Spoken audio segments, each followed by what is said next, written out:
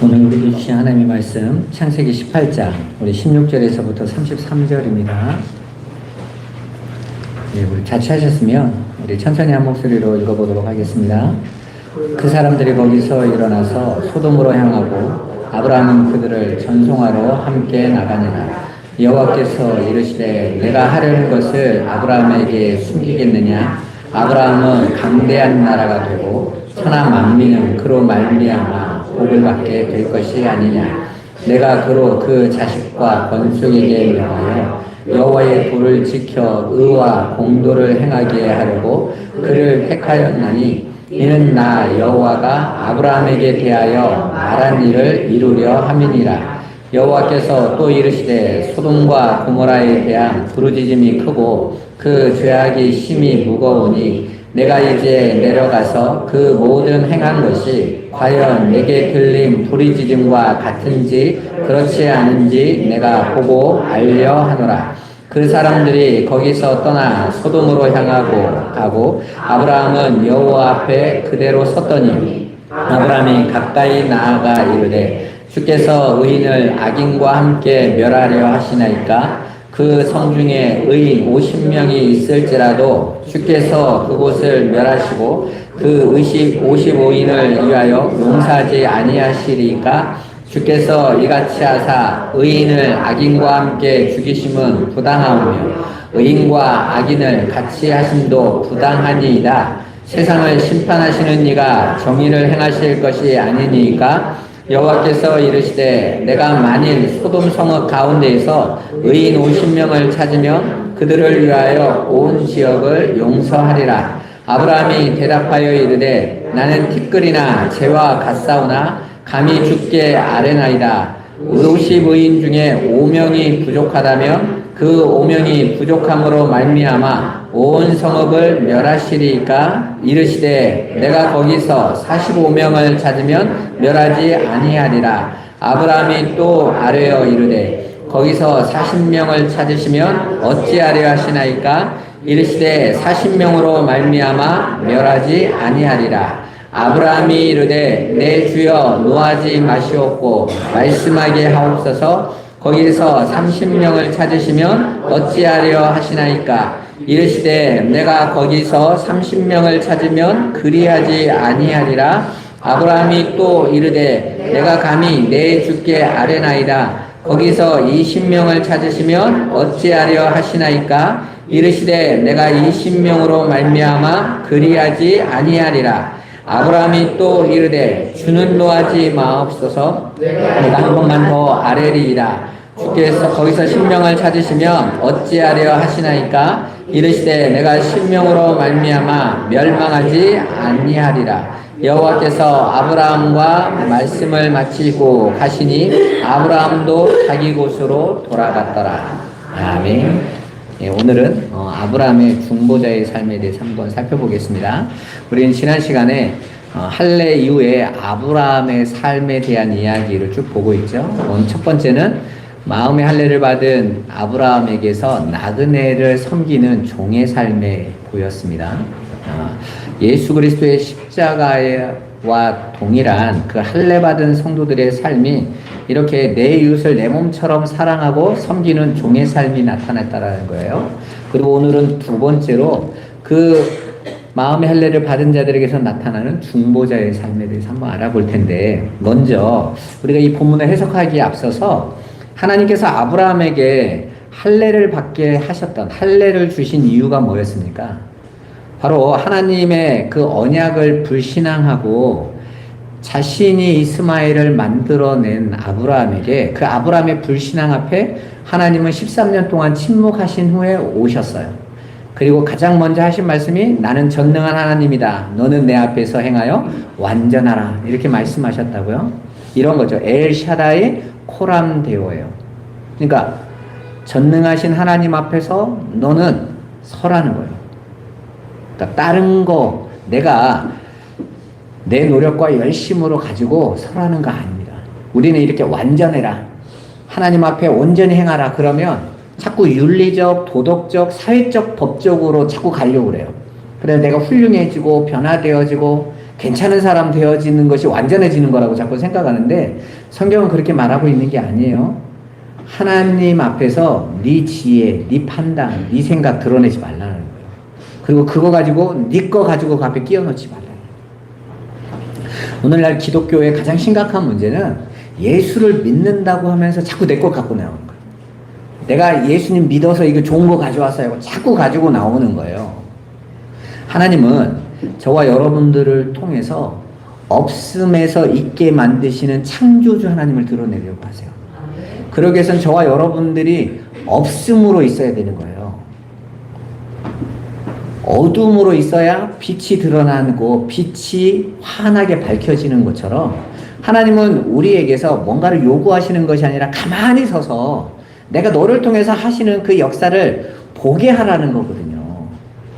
만약에 여러분 한번 생각해 보세요. 지구라는 이 별이 그 어느 날 이 행성이 정신을 바짝 차려가지고 야 나도 한번 빛이 발해봐야지 하여튼 막 화산활동 막 하면서 빛을 내겠다고 하면 이 안에 있는 저와 여러분들은 다 어떻게 되는 거예요?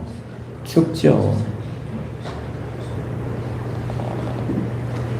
지금 지구가 이 자리에 가만히 그 태양을 향하여 공전하고 자전하는 데 순종하고 있으니까 이렇게 생명의 꽃을 피우는 하나님의 영광을 드러낼 수 있는 거지. 자기 스스로 개발해서 내가 한번 해보겠습니다 하면 하나님의 영광이 아니라 하나님으로부터 심판받을 짓을 하고 있는 거하고 똑같은 거예요. 그렇게 하나님께서 아브라함에게 요구하신 내 앞에서 완전하라는 것은 너를 통해서 일하려고 하는 하나님의 뜻대로 너를 맡기라는 거예요. 자꾸 네 거 가져오지 말고. 그래서 하나님의 쪼개짐을 아브라함에게 새기고 그 가족들에게 새기라고 한 것입니다. 그 내용이 바로 할례였습니다. 할례의 의미는 모든 인간은 온몸에 할례로, 즉 쪼개지고 죽어야 할 자들이라는 상징인 거예요. 한마디로 생식기 끝에 할례를 새겨놨다라는 것은, 할례를 행하게 했다라는 것은 너는 이미 죽은 자다라는 것을 새겨놓은 거예요. 그러니까 죽은 자에게서 나온 것은 하나님이 받으실 게 하나도 없는 거란 말이에요. 그렇게 하나님의 심판을 받고 죽어지고 쪼개져야 될 당신들 백성들을 대신하여 하나님께서 당신의 아들로 온몸으로 쪼개시고 그 하나님의 아들의 쪼개짐을 우리에게 전가시키셨어요. 그게 바로 할례의 내용이란 말이에요. 그래서 창세기 15장에 쪼개진 짐승 사이로 하나님 홀로 지나가신 겁니다. 당신이 쪼개져서 우리에게 전가시키셔서 구원하실 하나님의 구원을 담고 있는 내용이었어요. 그로 말미암아 불가능한 죄인이었던 우리가 아들들이 되는 것이고 하나님 백성이 되는 거거든요. 그런데 아브라함이 자꾸 거기다가 이스마엘을 갖고 온다고요. 내가 아들 만들어 왔어요. 잘했죠 하고 가져오는 거예요. 한마디로 그 아들이라는 그 이스마엘이라는 존재가 저와 여러분들이 자꾸 하나님 앞에서 내 영광과 내 자랑을 위해서 들고 나오는 것을 이야기하는 거예요. 그러면 교회는 나를 들고 오면 안 돼요. 내가 죽어야 되는 곳이에요. 그래서 예수님이 나를 따라오려거든 자기를 부인하고 자기 십자가를 지고 따라와라 라고 말씀하신 거예요. 그러니까 예수를 따라가는 길은 내가 죽는 거예요. 나의 옛사람이 죽고 하나님 앞에서 이제 없음이라는 빈 그릇으로 나가는 게 성도들의 삶입니다. 그러니까 교회에 와가지고 내가 예전에는 과거에는 세상에는 이런 말 하실 필요 없어요. 교회는 그거 안 보는 곳이에요. 그 안에는 예수로만 새롭게 된 자들로만 보는 거란 말이에요. 어떻게 초대교회가 교회에 문둥병자, 거지, 창녀 그 안에 바리새인들, 성공한 사람 다 있었는데 그렇게 서로 교제가 됐겠어요. 밖에서 있었던 것들은 다 비우고 왔단 말이에요. 예수 그리스도로만 교제했단 말이에요. 그게 되는 거지. 오늘날 교회들처럼 밖에 거 다 들고 와가지고 나 알아봐줘 하면 교회가요 시장이 되는 거예요. 전쟁통이 되는 거라니까요. 제가 미국에서는 한 달 정도 이렇게 목사님을 도와서 이렇게 워싱턴에 있는 교회를 섬기다 왔는데 교회가 목사님이 그러면 성도가 한 80명 정도 됐거든요. 문제가 80까지. 80명이 다 자기 불만을 목사님한테 얘기하고 바꾸라고 하고 그 안에서 뭐라고 하냐면 누구 잘라라, 책 안 내보내면 나 나간다. 제가 한 게 뭐이냐 맨날 그러거든요. 그러니까 백인 사회에서 미국의 주류 사회에서 무시받던 사람들이 그냥 이렇게 세탁소 하고 슈퍼마켓에 일하고 이러면서 간신간신히 먹고 사는 사람들이 다 한국에서는 그나마 나름대로 좋은 대학 나와서 간 사람들이잖아요. 깨어서 막상 가보니까 하고 있는 건 야채 팔고 있고, 그러니까 이게 너무 안 맞는 거죠. 그런 나를 알아봐 달라고 할 곳이 교회밖에 없어요. 그러니까 교회에 와가지고 날마다 서로 자기들 자랑하고 있는 거예요. 자기들 자랑. 내가 너보다 더 커, 작어, 그러고 살아가는. 그러니까 교회에 들어가는 모든 것이 날마다 싸움이에요. 다툼이고. 누가 제 생각은 하면 짜증나요. 나 서울대 나왔어. 이씨. 이러면 서로 자기가 다 옳다고만 하고 있으니 목사님이 머리가 아파서 여기는 지옥이라고.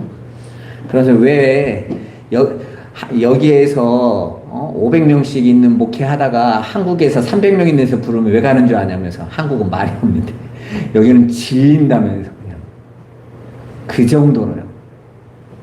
교회가 뭔지를 몰라서 그래요. 교회가 내가 담고 있는 이 세상에 있는 힘든 거 쏟아내는 곳이라고 생각하는 거예요. 아니요, 내가 주인된 자들이 죽는 곳인 거예요. 할례가 새겨진 곳이라니까요. 할례가. 그렇게 할례가 새겨진 자들은 나는 죽고 내 안에 그 새겨지신 예수가 보여주신 대로 내 이웃을 섬기고 대접하고 그들을 위하여 죽기까지 중보하는 삶을 사는 자들이 모인 거예요. 그거 훈련하러 온 거란 말이에요. 우리 꿈꾸는 교회 성도들은 그 삶을 잘 살아가시기를 주님의 이름으로 축원합니다.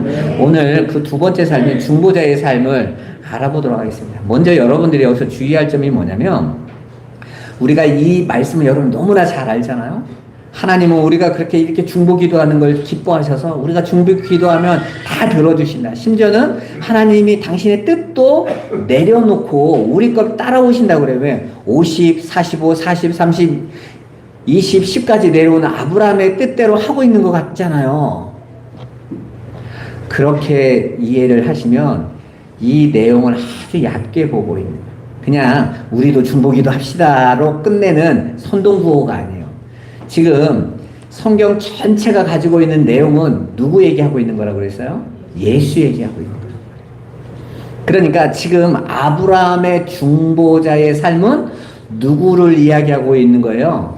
예수 얘기하고 있는 거란 말입니다. 하나님이 아브라함 말 듣고 소돔과 고모라에서 멸망받을 자들 중에서 어떤 자를 구원하는 얘기가 아니라, 이 역사 속에서 구원받을 모든 자들은 다 그 롯과 같은 자리에 있는 자들인데 하나님께서 그들을 건지셨단 말이에요. 그러니까 지금 롯과 같은 자리, 소돔과 고모라 같은 세상 속에서 멸망의 땅에서 거기가 멸망할지도 모르고 하는지도 모르고 멸망당하고 있는 것도 모르고 거기에서 그 세상의 가치를 쪼가서 열심히 살아가고 있는 롯들이잖아요. 우리들이. 나는 아니라고 나를 쳐다보면 어쩌자는 거예요. 나는 나라고 인정하고 왔는데 우리는 다 그렇게 롯으로 살고 있단 말이에요. 그런데 하나님이 우리를 어떻게 구원하신 거예요? 바로 중보자의 기도 때문에. 심지어는 그 소돔과 고모라 안에서 깨닫지도 못해. 나 잘 살고 있는데 뭐가 문제야 이러고 살고 있는데 하나님이 우리를 그냥 구원해내신 거예요. 중보자 때문에. 그 이야기가 지금 아브라함의 중보 이야기에 담겨 있단 말입니다. 그냥 하나님은 우리 기도도 이렇게 들으셔 그 수준을 이야기하고 있는 게 아니에요. 그리고 그렇게 예수 그리스도의 중보로 거듭나게 된 자들이 이제 그 사랑, 그 중보의 은혜가 얼마나 큰 것인지를 깨닫고 이제 하나님께서 내게 주신 이 역사 속에서 또 내가 보니까 여전히 소돔과 고모라에 있는 롯들이 있네. 어떻게 하겠어요? 그들을 위해서 뭘 기도하겠어요? 오늘 아브라함이 롯이 건강해지기를 기도하고 있습니까? 롯이 더 성공해달라고, 롯이 왕돼서 그들을 좀 바꾸게 해달라고 기도하고 있습니까? 생명을 구하라고 해서 생명을 구하고 있단 말이에요. 그렇게 하나님의 마음을 안 자들이 그 생명의 가치를 모르고 있는 자들이 살고 있는 그 삶을 애통하면서 기도하는 자가 될 수 있는 것입니다. 한마디로 중보자는 이미 그 죽음에서 나온 자들이 그 일을 할 수 있는 거예요. 그냥 성도의 특권입니다. 기도합시다. 이런 정도의 수준을 얘기하고 있는 게 아니에요. 뿐만 아니라 오늘 아브라함이 왜 예수의 중보의 삶을 드러내고 있는 거냐면 인간 가운데에는 중보의 자격이 없어요. 여러분 한번 봐보세요. 선악과를 따먹은 육신을 입은 인간 중에서 누가 중보자의 자격이 있습니까? 예수님 한 분만이 하나님과 죄인 사이의 중보자이신 거예요. 디모데전서 2장 5절 같이 한번 읽어보겠습니다. 하나님은 한 분이시오 또 하나님과 사람 사이의 중보자도 한 분이시니 곧 사람이신 그리스도 예수라. 아멘. 자, 중보자는 한 분뿐이라고 그러잖아요. 예수 그리스도세요. 따라서 오늘 본문은 허물과 죄로 인해 죽어 마땅할 죄인들을 품으시고 하나님 아버지께 중보 기도를 드리시는 바로 예수님의 그 중보 사역을 모형으로 보여주고 있는 거예요. 그림자로 드러내고 있는 장면이에요. 누가복음 23장 34절 같이 한번 읽어보겠습니다. 예수께서 이르시되 아버지 저들을 사하여 주옵소서. 자기들이 하는 것을 알지 못함이니이다 하시더라. 그들이 그의 옷을 나눠 제비 뽑을세. 아멘. 지금 예수님이 십자가에 달려서 죽어가고 계세요. 밑에서는 그 예수를 조롱하고 저주하면서 마땅히 저놈은 죽어야 돼 하고 지금 자기들이 심판받을 자들인 것을 깨닫지 못하고 있는 자들을 예수님께서 하나님 원수 갚아주세요라고 안 하고 오히려 그 하나님을 향하여 저들을 사하여 달라고 중보기도 드리고 있는 모습이에요. 바로 이 모습을 아브라함이 창세기에 이미 힌트로 보여주고 있는 거란 말입니다. 이 둘을 잘 연결해 보세요. 여러분 우리는 모두 소돔과 고모라로 대표하는 이 세상 곧 혼돈과 공허와 흑암에 빠져서 죄밖에 생산해내지 못하는 죄인들이에요. 그래서 다윗이 뭐라고 말합니까? 내가 모태에서부터 죄로 생산되어서 난 죄밖에 없네요. 그러니까 이 땅에서 우리가 내놓은 건 다 뭐예요? 죄인 거죠. 근데 왜 교회 와서 자꾸 자랑하냔 말이에요. 뭘 자랑하고 싶은 거예요 대체? 나 이랬습니다가 하나님 앞에 내놓을 수 있는 자랑입니까? 그래서 어떤 이가 와서 너희들은 악한 죄인이다. 마귀의 자식이다. 너희들은 반드시 지옥에 던져질 심판받을 자들이다. 라고 우리의 실체를 폭로하는 거예요. 도대체 뭐가 자랑인데 뭘 자랑하고 있어요? 돈이야? 성공이야? 인기야? 세상의 지위야? 다 쓰레기에 불과한데 제가 여기서 설교를 그렇게 해보세요. 여러분 열받지? 그럴 거 아니에요? 근데 그 이야기를 예수님이 하세요. 바리새인들이 당당하게 자신들이 의인이라고 의기양양하게 살고 있는데 예수님이 와가지고 그들의 실체를 폭로하신단 말이에요. 그들이 그래도 심지어는 유대인들 그 바리새인만큼 못해도 그래도 율법을 어느 정도 지키고 있고 우리 하나님의 선민이라고 여기고 있는데 니들이 선민이야? 회칠한 무덤이지. 너희들은 반드시 지옥에 떨어질 거야? 하고 계속 욕짓거리를 하는 어떤 인물이 하나가 나타나요. 심지어는 자신들은 잘하고 있다고 생각하는데 그것들이 다 가짜였다는 것을 계속 폭로해. 그렇게 자신들의 치부를 드러낸 그 사람을 죽이기로 합의합니다. 우리가 감추고 싶은 그 치부를 아는 사람만 죽여버리면 우리 죄를 돌이키지 않고 맘 편히 살 수 있을 것 같기 때문인 거예요. 한마디로 선악과를 따먹은 모든 인간들은 이 땅에서 자신들의 의를 가치로 여기고 그것으로 이 세상의 질서를 만들었단 말이에요. 선행체계, 윤리체계, 도덕체계, 종교체계를 잘 만들어서 그걸 잘하는 훌륭한 사람. 그 사람은 당연히 천국 아랫목에 갈 수 있다라고 자기들끼리 다 만들어 놨는데 어떤 자가 와가지고 천만에 니네가 만들어 놓은 건 쓰레기에 불과해. 그때 저것만 없으면 모든 사람이 나를 인정해주고 심지어는 내 인생이 맘 편히 잘 살 수 있을 것 같아. 마치 아벨의 제사 때문에 가인의 제사가 무시당하는 거죠. 가인의 제사가 가짜라는 게 드러나니까 가인이 어떻게 합니까? 저것만 죽으면 내게 인정받을 건데 이렇게 나오는 거예요. 그래서 그 예수를 죽여버린 거예요. 누가요? 우리가요. 왜 세상 사람들이 예수 안 믿는 줄 아세요? 예수를 믿는 순간 내가 죄인이라는 걸 인정해야 됩니다. 여러분, 예수를 믿으라는 말은 다른 말로 하면 네가 죄인이라는 거 인정하라는 거죠. 그죠? 예수님이 이 땅에 왜 오셨어요? 죄인들을 저희 죄에서 구원하기 위해서 오셨어요. 한마디로 내가 예수 믿는다라는 건 교회 다니는 게 아니에요. 친한 친구가 교회 와보라고 해서 가는 게 아니에요. 교회는 총동원 전도주일에 냉장고 받으려고 부르는 곳이 아니란 말이에요. 뽑기 해가지고 좋은 거 받으려고 오는 게 아니에요. 내가 죄인이라고 인정하고 와야 돼. 그런데 한국 교회가 대부분 교회로 오라고 할 때 내가 죄인이라고 인정받고 오는 자들이 없단 말이에요. 그냥 교회 가면 잘 된대더라 뭐 이러고 왔단 말이에요. 그런데 강단에서 자꾸 저 같은 인간들이 자꾸 죄인이라고 계속 화를 내면 저걸 내가 더러워서 교회 안 나온다. 나가버리죠. 내가 뭐가 죄인이야. 내가 예수도 믿어주고 있는 건데. 그건 믿는 게 아닌 거예요. 내 실체가 폭로되는 거예요. 죽이고 싶어. 그 예수를 죽인 겁니다. 십자가에 달아놓고 죽어라. 네가 뭐가 잘났다고 이러고 있는데 그렇게 예수를 죽임으로써 세상은 심판받을 자라는 것을 확증해버린 거예요. 그게 바로 마태복음에 나오는 포도원의 비유예요. 농부들의. 포도원 농부가 농부들에게 그 삭슬 열매를 거두기 위하여 종들을 보냈더니 다 죽였어. 마지막에 왕이 내 아들은 저들이 대접하리라 했더니 아들마저 죽였어. 그러면 주인이 이제 어떻게 하겠느냐. 군대를 데리고 와서 그들을 멸해버릴 것이다. 그리고 다른 자에게 줄 거다 그러잖아요. 그죠? 자, 당연히 멸망받아야 돼. 왜? 아들을 죽였으니까. 근데 아들이 죽으면서 유언을 하나 남겼어. 이 사람들을 용서해 주세요. 저들이 뭔 짓을 하는지 몰라요. 하고 중보자로 서 있었단 말이에요.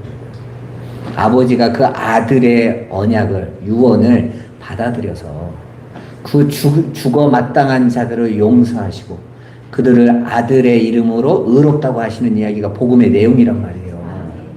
그러니까 내가 의로운데 예수 믿은 게 아니에요. 우리는 예수 죽였는데 그 예수의 중보로 우리가 의롭다 인정받고 하나님 앞에 나온 거란 말이에요. 기독교는 그냥 건물 있는 곳에 다니는 곳이 아니에요. 생명을 받은 자들이 하나님의 은혜 앞에 면목 없이 나가는 곳이라고요. 그렇게 여전히 소돔과 고모라 같은 어둠의 땅에 살면서 예수를 죽이라고 외쳤던, 그런데 이미 창세전에 아들로 하여금 택함을 입은 자들이 의인으로 지목되어져서 구원받게 되는 이야기인 거예요. 그게 바로 복음의 내용입니다. 바로 그 복음의 내용을 이해하고서 본문에서 작은 중보자의 삶을 살게 되는 아브라함의 중보 기도를 보셔야 되는 거예요. 그러니까 예수의 할례로 예수의 중보로 살아나게 된 자들이 이 땅에서 이제 여전히 그 죽음의 자리에, 사망의 자리에 있는 그 예수 안에서 살아날 자들을 위하여 또 애통해하며 중보의 삶을 사는 게 성도들인 거예요. 아브라함에게 대접을 받으신 하나님께서 타락한 죄악의 도성인 소돔과 고모라를 심판의 불로 들고 향하고 계신 겁니다. 그런데 아브라함이 그 길을 막아서서 그곳에 있는 의인들만을 생각해 달라고 기도하고 있는 것입니다. 그리고 그러한 아브라함의 기도 때문에 소돔과 고모라에 살던 롯이 구원을 받는 거예요. 여러분, 소돔과 고모라 땅은 하나님께 심판받아 멸망할 땅을 나타내고 있습니다. 그런데 롯은 하나님께 죄를 범하는, 그리고 인간의 쾌락을 쫓는 타락한 땅인 소돔과 고모라를 너무나 사랑한 사람이에요. 그는 그 땅을 포기하기 싫어서 하나님의 천사들이 손목을 잡아 끌고 나올 때까지 그곳에서 버텼던 사람입니다. 여러분, 롯이 삼촌하고 네가 좌하면 내가 우하고 네가 우하면 내가 좌할게 그러자마자 소돔 선택하고 가버린 사람이에요. 뒤도 안 돌아보고. 거기에서 포로로 끌려갔을 때 삼촌이 구해줬는데 또 돌아갔어요. 절대 포기하지 않는 거죠. 거기에서 천사들이 그들을 끄집고 나와야 될 만큼 그 땅에 집착하고 있었던 사람. 그의 아내는 그 뒤를 돌아보다가 소금 기름 되어버린 것이죠. 그렇게 소돔과 고모라의 심판과 멸망의 광경을 두 눈으로 목격하고도 롯이 한 게 뭡니까? 삼촌에게 간 게 아니라 술에 취해서 두 딸과 근친상간으로 사생아를 낳았던 사람이에요.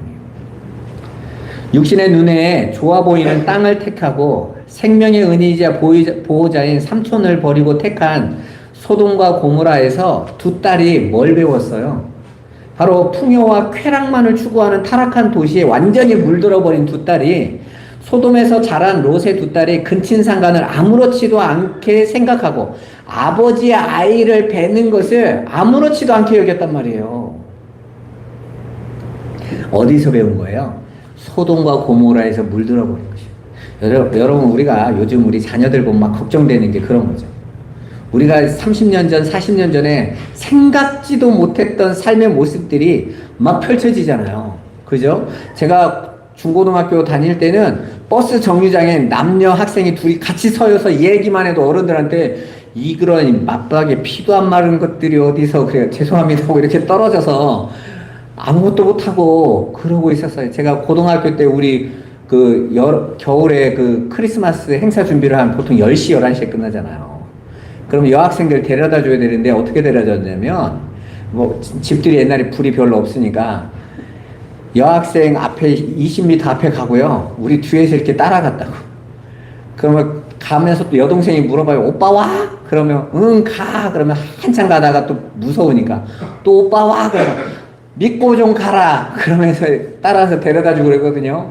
뭘 히덕거리고 이런 게 없어요. 혹시 마을의 어른들한테 들으면 아주 그냥 발랑 까지내라고 소리 들을까봐. 그런데 지금은 어떻습니까? 이야기는 너무 순진한 거고 아주 그냥 끌어안고 그냥 요즘 어른들이 근데 이러고 가죠. 왜 그래요? 점점점 물들어가. 여러분, 세상이 점점점 나아집니까? 아니요. 점점점 물들어가. 3000년 전 벽화에 글을 해석했더니 요즘 것들은 싸가지가 없다고 써있잖아요. 3000년 전에 싸가지가 없었는데 3000년 지난 지금 후에 그분들이 봤을 때는 내일 하나님 오셔야 돼. 이거 심각한 나라야 지금. 그 정도로. 그런데 그게 여러분도 어떠세요? 점점점 물들어가죠. 예전에는 상상도 할 수 없는 일도 여러분들이 그럴 수도 있지로 자꾸 가고 있잖아요. 근데 그 자리 안에 뭐가 있는 줄 아세요? 하나님 없이도 살 수 있지. 세상에서 잘 살면 되지.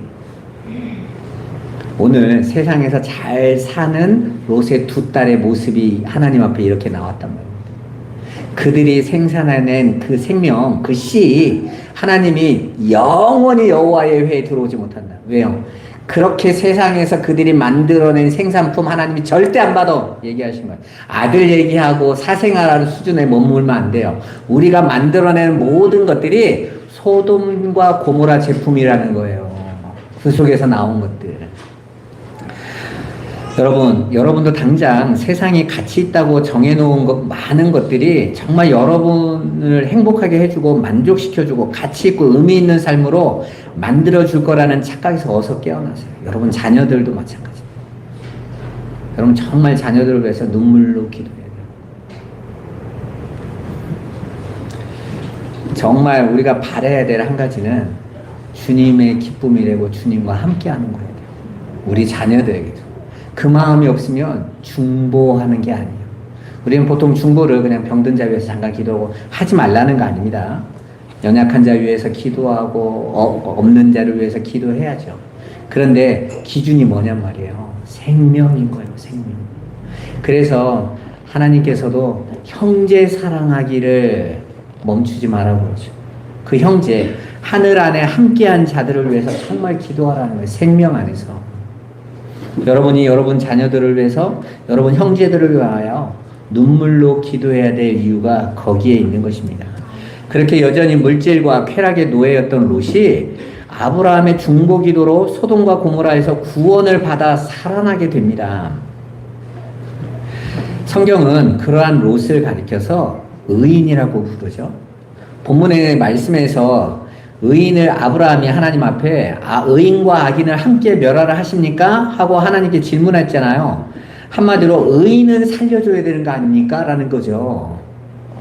따라서 멸망받는 그 악인, 그 악한 소돔과 고모라 다 악인들은 죽었는데 살아난 자인 롯이 의인이라는 이야기잖아요.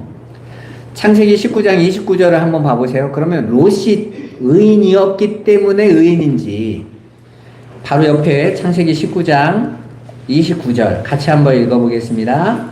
하나님이 그 지역의 성을 멸하실 때 곧 롯이 거주하는 성을 엎으실 때에 하나님이 아브라함을 생각하사 롯을 그 엎으시는 중에서 내보내셨더라. 아멘. 자, 롯이 소돔에서 건짐을 받게 된 이유를 하나님이 아브라함을 생각했다, 이렇게 말씀하고 계세요. 그러니까 롯이 의인이었기 때문에, 스스로 의를 쌓은 의인이었기 때문에 멸망받은 소돔에서 빠져나오게 된 것이 아니라, 롯이 의인으로 인정받고 여겨짐 받아서 구원받게 된 것은 그의 노력이 아니라 아브라함의 중보로 인함이다라는 거죠.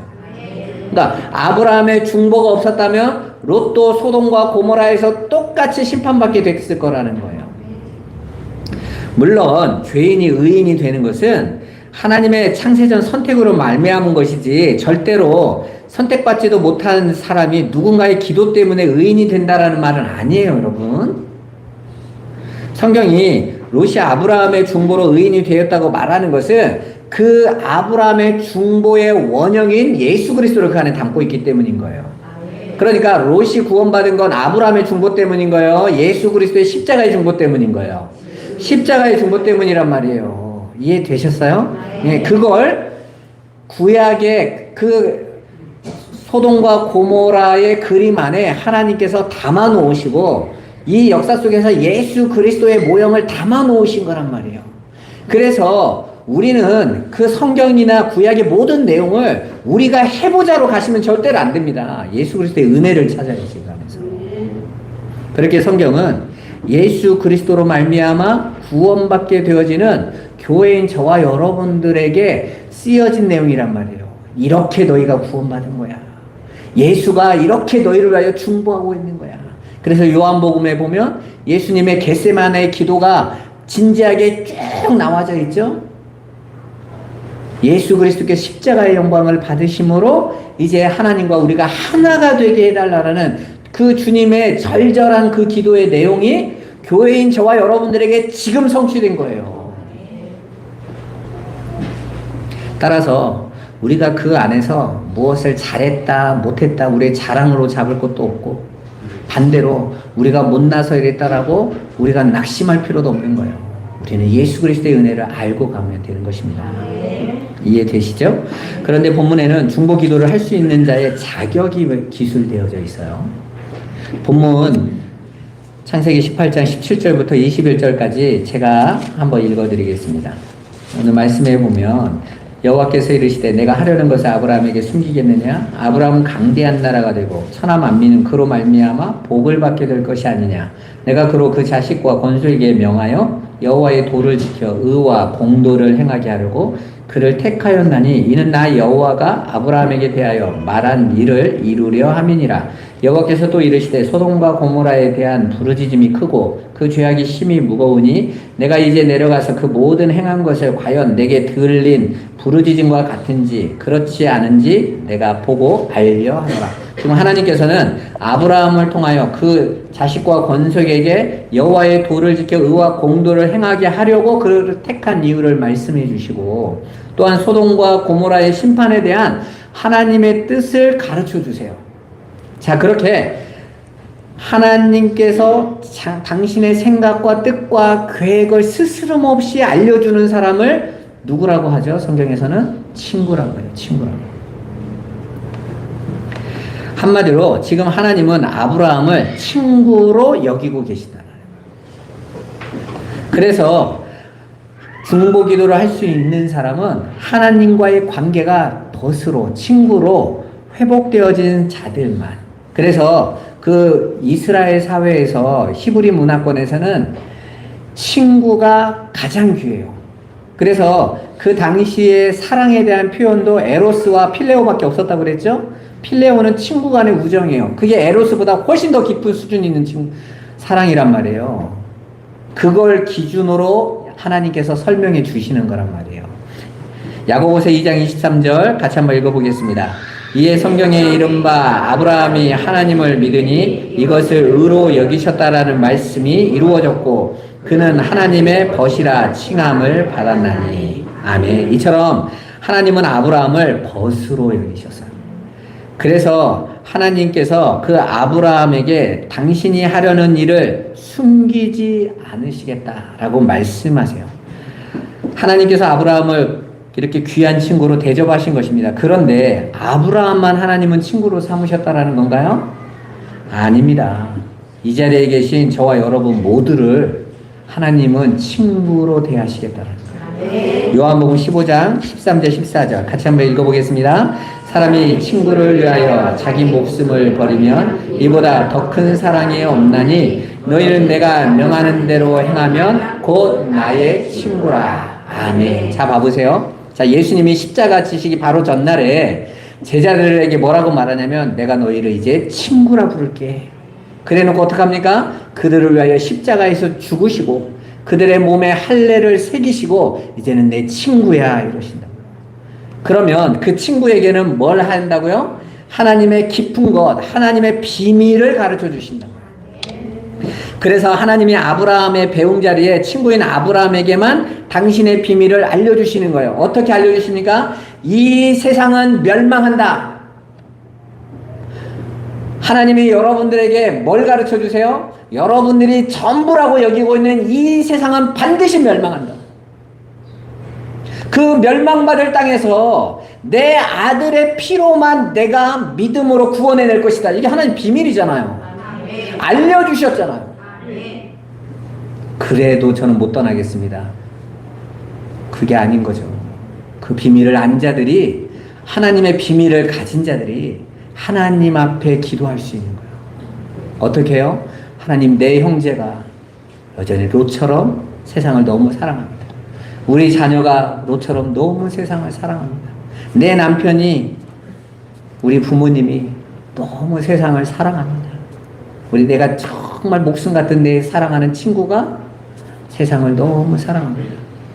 하나님, 저를 용서하여 주시고 예수 그리스도의 은혜로 구원해 주옵소서. 그에게도 그리스도의 은혜가, 그래서 그가 눈이 열리고 귀가 열려서 구원받기로. 요한복음 9장에 보면 그 눈먼 자를 예수님께서 데려오라고 하시면서 이렇게 말합니다. 하나님, 내 기도를 늘 들으심을 합니다. 저들의 눈을 열어주옵소서. 예수님의 중보가 들어갔더니 눈이 열리는 거예요. 여러분, 그냥 교회 나왔으니까 성도를 위해서 아픈 거 낫게 해주세요, 병든 거 고쳐주세요, 힘든 거 회복시켜주세요, 이게 중보가 아니에요. 정말 그에게 예수 그리스도의 생명이 없으면 안 되는데, 그건 그 생명으로 나온 자들만 안다니까요. 그래서 할례를 마음에 새긴 아브라함이 그 중보자가 될 수 있는 거예요. 그렇게 예수 그리스도로 말미암아 십자가의 은혜로 구원받은 자들만이 작은 예수가 돼서 예수님의 그 중보의 삶을 하는 것입니다. 그래서 너희가 이제는 나보다 더 큰 일을 하리라. 왜요? 하나님께서 성령으로 말미암아 저와 여러분에게 하나님의 큰 비밀을 알려주셨으니까. 이제 그 십자가의 은혜 아니면 안 된다고 우리가 알았으니까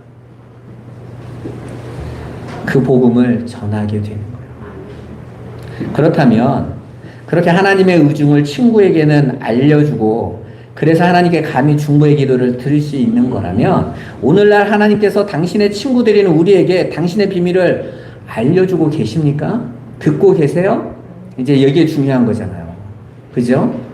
요즘 뭐 신비주의 하는 사람들은 갑자기 운전을 하고 가는데 뒤에서 따라 이랬다고 뭐 그리고 앞에서 햇빛이 막 커지면서 막 예수님이 그 안에서 미소를 보냈다고 하고 눈동자 색깔이 어떻다고 하고 그렇게 말씀하시는 거예요. 꿈에 나타나셔서.